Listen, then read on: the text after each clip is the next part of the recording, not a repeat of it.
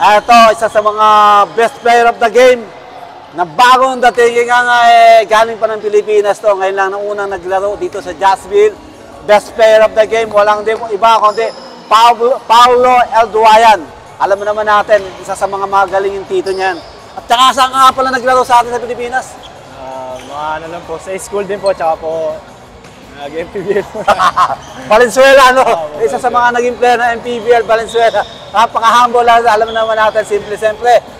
Paolo, first time mo naglaro dito sa Jacksonville, CMD League. Anong pakaramdam ng isang player na naglaro ka ngayon dito? Masaya, boss. Kasi para sa akin, yung Jacksonville, ito na yung talagang isa sa pinakamatinding liga dito sa Dubai. Parang pagka hindi ka pa nakakapaglaro dito, talagang iba eh. Hindi ka galing sa Dubai, pagka umuwi ka sa Pilipinas. Iba yung feeling ng Jacksonville. Yun, tsaka thankful ako kasi yun, paglaro na ako ngayon. Medyo bago pa sa Jacksonville, pero subukan. Pasawan nito, nangangapa pa lang. Pero alam naman natin, ikaw, Paolo, isa ka sa mga kinatatakutan ng mga player dito. Siyempre, may pangalan ka kahit hindi ka pa dumarating dito, dinig ko na pangalan mo eh. Sabi niya, Coach, baka pwede natin tulungan to mga punta dito. Siyempre dito, alam mo naman, Paolo, second option lang natin yung basketball dito. Siyempre, trabaho tayo rito, kaya ingat din tayo sa game. At alam mo naman, ngayon Paolo, siyempre, anong adjustment ang ginagawa mo ngayon? Siyempre, mga first time mong nakakasama yung mga player ngayon dito sa Dubai. Nakikinig po ako palagi kasi po mayroon kaming practice na every Thursday. So, ayun, medyo nagtitik na po kami. Una kasi medyo talagang hindi ko rin sila kilala, hindi nila ako kilala. So, ayun, medyo magulo. Pero ngayon, every Thursday, pasalamat kami kay Boss Kim. Kasi lagi kami ma-ensayo, kaya ayun. Yun ang napaka-importante dito. Hindi ka po pwedeng lumaban sa Jacksonville na hindi kayo nagpa-practice dito. Hindi pwedeng salang lang.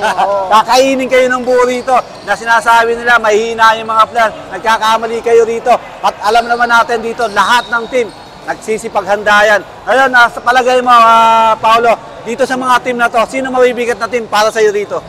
Para sa akin, boss, halos lahat eh. Talagang nung pag nanonood ako nung sa live nung dati, sabi ko parang kaya mo lang. Pero nung nandito ako, talagang iba rin yung intensity. Iba, parang sarap talaga sa feeling. Kaya wala akong masabi na merong isang team. Siguro, halos lahat kondisyon, timbangan, kung sino na lang yung masuswerte, sino yung off, sino yung... Ayun, lahat ng teams na sumali dito. Tsaka, hindi ka pwedeng magsali ng team sa Jacksonville kung hindi ka preparado. Tama, yun, totoo yun. Alam naman natin, kailangan dito prepare. At malaki puso mo para manalo. Ngayon, alam naman natin, siguro, ito na, sunod-sunod ng panalo ninyo. Kasi siyempre, ang unang adjustment, sa totoo lang, bagong team lang din naman ng kayo at adjustment pa, mga bata pa rin ng mga player mo. Siyempre, bago mabuo sa team yan, talaga taon ang binibilang, di ba? Kaya ngayon, hindi tulad sa inyo, sa Pilipinas natin, sa MPBL, talagang halos practice kayo, sunod-sunod ang practice. Pero dito, alam mo naman natin, priority muna natin trabaho. Kaya may malaking pagkakaiba. Kaya, ayun, mag-shoutout ka muna dyan sa mga babatiin mo sa Pilipinas. Yung mga taga-Olonga po rin pala to. Ayun, araw na to, puro ang best player, Olonga po. Kaya kayo ang bida at tubong Valenzuela. Shoutout ka muna dyan. Muna po shoutout ko yung mama ko sa Pilipinas, yung lola ko, yung mga kapatid ko, si Kuya, si Justin, si Sam, si B.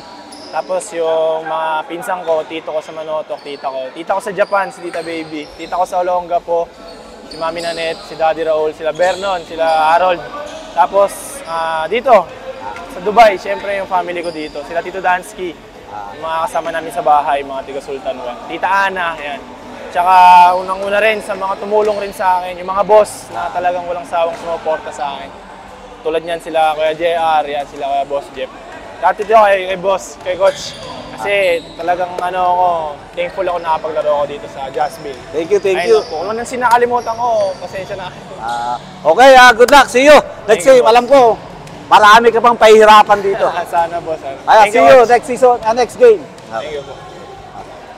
At guys, may share po ako sa inyong app na pwede tayong umorder ng ating mga favorite Filipino food. At ito ang Talab Na! Alam niyo ba na napakaraming Filipino restaurant ang nandito? At ngayon mga bashi ko, order po tayo!